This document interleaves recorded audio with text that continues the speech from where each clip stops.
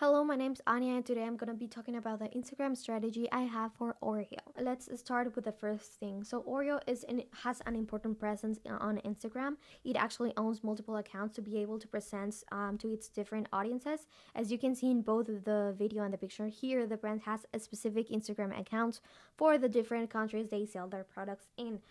In this case, we will be focusing specifically on the US account, which is actually the first account that appears when you search the word Oreo on the Instagram search bar. And it can also be found on the URL link that you're seeing right now on screen, or you can just scan the QR code and it'll take you directly to the Oreo's account. Now let's go into it. Right now, as of Wednesday, September 23 of 2022, Oreo has 3.4 million followers and has a total amount of posts of 1,374. They have on average around 10k to 15k likes per video and around 100 to 200 comments each, which actually is not bad, but considering the rate of likes they have, they should be or at least they should expect to have more. So that's something that they have to work on. They actually have a constant posting. They usually do one post per day, with the exception of 2 or 3 posts every now and then. And the majority of their posts involve videos. They are a couple picture, but it is more usual to see them post videos, especially recipes with different Oreo products, and also promotions on the new or future products that they are planning to sell. Now, talking about the current content, as I said before, we can see that Oreo posts a lot of videos in comparison to its picture. Actually, in the last 15 days, the brand posted 50 different posts, in which 66% of their posts were videos and 44% were pictures. In fact, the 66% did better in like engagement when it came to the posts. Now let's go into the SWOT analysis. So on strengths, we can go over global market. So we know Oreo is a worldwide known company. It is known in more than 30 countries around the world, and it actually has won 2 Guinness World Records. So they have a presence around the world, and this is actually a pretty good thing for a big company like Oreo. And also the brand trust is linked to this, because they have been so present since they started, that they have now created a connection with their slogan "Twist, Lick, and Dunk" into the everyday basis of their consumers, because most part of their audiences created this relationship between eating cookies and milk and Oreo. Whenever they think of milk and cookies, they actually directly think of Oreos. They imagine the Oreos. And so going to the weaknesses, as I've said this before, creating this brand trust is not easy, and it doesn't come for free. So Oreos sometimes go beyond the limit with their advertisements to create a great connection, because they want the audience to know that they are being heard. And so this actually creates a very expensive advertisement. Actually, from 2014 to 2016, Oreo advertisement spending money increased from 23 million to 41.5 million dollars, which is almost doubling it, and it is expecting to keep growing as years go by. And also healthy issues. So after all, Oreo is a cookie company, so the ingredients include hydrogenated oil, which is a trans fat, and that can lead to high cholesterol, heart disease, and diabetes, and that can prevent some consumers to stop buying the products for healthy issues. Now onto the opportunities. So social causes, right? As I said before, Oreo is a brand that wants the audience to know that they are being seen, that they want them to know they want to represent, and that they care. So social causes is a really great opportunity for Oreo to create a great connection with the targeted audience, and to show that they actually care and that they're not just trying to sell their products, which is something they are actually already doing with a recent campaign that they have, which is called Proud Parent, and that had a really positive feedback, but to their current audience. But for their target audience that we're going to talk a little bit about later, they should focus more on the actual consumers instead of the parents. And another opportunity would be market increase. So from the period of 2022 to 2027, it is expected for the market to grow from $1 million that was valued in 2021 to grow on a 3.38%, which is it might not hear as much, but it actually is a big change. So this is a great opportunity to Oreo to create a better impact and so increment their sales. And so this also actually connects to one of the threads, which is competition. Since the market is growing right now, there is a higher competition for Oreo.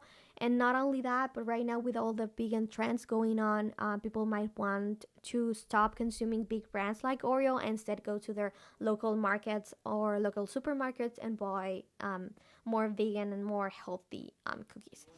And so this also Oreo has had troubles in the past with criticism. Although most of their feedback is positive, they do have had experiences when it comes to criticism, like a Vanity Fair article in 2014, which is criticizing Oreo's one of Oreo's products of not being cooked enough or not tasting like it should. Now let's go into the competitors. One of Oreo's main competitor is Chips Ahoy, which is also another cooking company. The main difference is that Chips Ahoy is a more traditional chocolate chip cookie, and they have 214k followers and around 708. So on their likes, they have an average 500 to 1000 likes per video, and they don't go over 50 comments each. They do have a constant post. The majority of the posts also include videos. However, the difference is that they focus more on advertising their products rather than recipes like Oreo does. Now the second one would be Kepler. This is also a direct competitor because it's also a cookie company. However, they stopped posting a couple weeks ago, which is not good for their brand, but they, I guess. And as of Wednesday, September 23, they have 35.6 followers and a total amount of 135 total. So their posts on average have around 100 to 50, 100, and their posts from 50 to 100 comments. Now let's go into direct comparison, one-on-one comparison.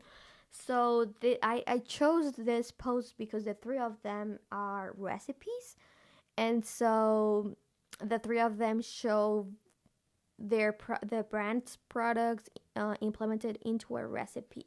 Now let's just talk about facts. Okay, so Oreo has 18,895 likes, which shows a very clear advantage regarding the other two companies.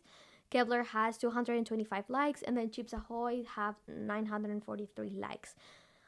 So we can tell just by this that Oreo has a higher engagement on their posts. Now, comments, Oreo has 84, which is really low comparing on the number of likes that they have, but all the comments are actually positive, but they do have to increment that engagement with the users in their comments. Then Kepler has 21 comments and Chips Ahoy has 13 comments. Chips Ahoy has a lot of positive feedback, and Kepler does have positive feedback, but they also mainly get a few negative feedback regarding the items shown in the video. Now the main difference is that Kepler is using the video recipe as more of an advertisement, because both the cones and the cookies that they show in the video are products of the brand, while Oreo and Chips Ahoy are just using the main product, which is the cookies. Now talking about the audience, actually, so right now Oreo's current audience is parents, whether Gen X, which are parents of Gen Z, or millennials with younger kids. We can tell this but not only by the captions and content they usually post, but also by the campaigns they're doing. With the recent campaign Proud Parents, they are addressing, interacting, directly talking to the parents, which is people from 35, 40 to 50 years old, middle and upper middle class. Oreo right now is trying to follow the money. They think that if they focus on their parents, which is the ones that usually provide the money to buy the products, they will get a higher reach, a higher increment in sales. However, what they should be actually targeting. This is the target audience. So Oreo should be probably targeting young adults, up to college students, depending on the age, since teens right now usually have their own income via part-time jobs. So younger generation right now, meaning Generation C, are currently learning to advocate for social change and equality, and so they would agree with Oreo. The audience that they should also be targeting is people or teens or young adults that are interested in food and sweet recipes. They also have to consume this type of media, and they have to be present in social media. Now, I want you all to meet Rowan. Rowan is a 17-year-old non-binary and goes by she/they pronouns. They're single and they're a junior in high school and have a weak spot for sweets, and baking is always their comfort activity. So Rowan was born and raised in New York and has a Latin ancestry. So baking sweet recipes at home has always been a shared hobby with their mother. They also love to watch tasty videos as a form of inspiration for their personal recipes, and they like to innovate and create new dishes that represent the feeling that they are having while they are cooking. So their family life has been good. Their parents accepted them since the beginning, and they had no trouble adapting to their social life. They also have a part-time job after school. It's 3 hours twice a week in their local bookstore. They only get paid $5 an hour because they do it only to help the lady who owns the shop, but the owner insisted that they need to get something in return. However, they usually just spend it back in the bookstore because they love books and they usually like to buy new recipe books. They also get a weekly allowance of $30. However, when they want to buy things like ingredients for recipes, they just buy it with their parents' credit.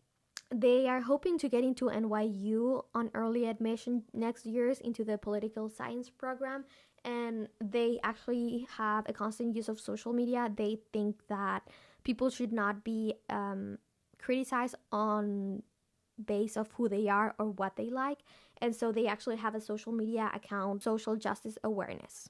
So let's go into our goals. First, let's see what we could address of our SWOT analysis. That would be mainly opportunities, which is social causes and global reach. And we should focus, or at least take in consideration, also the weakness of criticism, because because since we're gonna try to attract younger generations, the older ones might not agree. So we might have to make sure that we don't offend or make any of our current audiences leave. So let's go into our SMART goal. So that would be to increase interaction from younger audiences on the US Instagram account through social causes awareness posts and campaigns. And our KPIs are social media campaigns, posts, likes, and comments. And the final stage that this goal will be addressing would be consideration stage. Why? Well, the brand is well known, established in the market. However, it is trying to attract a younger, more active audience. So by linking the brand with popular causes, events, and other viral trends, the brand will create a higher attraction to the target audience's attention, and so it will be easier to connect or to call them into action to fight together or even just have fun together, depending on the trend. Okay, so now into the content that the strategy is proposing. So obviously try to continue posting videos because as we saw earlier, that's where the engagement is at. Also try to create conversation around the brand with puzzles or questions in the posts, and try to create a higher interaction with the users, especially in the tagged post, because Oreo gets tagged a lot in so many posts. So from likes, comments, and depending on the post, even share it on their social account stories, on the Oreo's account stories. These would create the audience a better sense of, okay, they are listening to me, they are seeing me. They should also focus more on their participation in social causes, because even though they're doing it right now, they don't really post about it. So posting it would create a better idea and a better attraction for the target audience to look into the brand. They should continue to post at least once a day because it creates a constant interaction with the audience. And like I said, answer more users' comments because they get a ton of comments and they never even like them. So that is a good thing.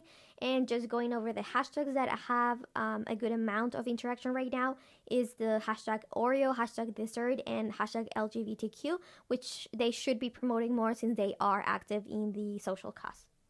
So, in conclusion, by following the previous strategies, we hope that the brand will get a better grip of the target audience's attention while also making the brand more visibly socially aware in social media. Using videos will keep attracting the current audiences as well as create a better, more close interaction with them and with the future audiences. This is very important since the current Gen Z is basing their following and product consumption on whether the brand is socially aware or if it connects with their current interests. So, showing a more caring side of OREO will provide the brand a better chance to connect with the target audiences.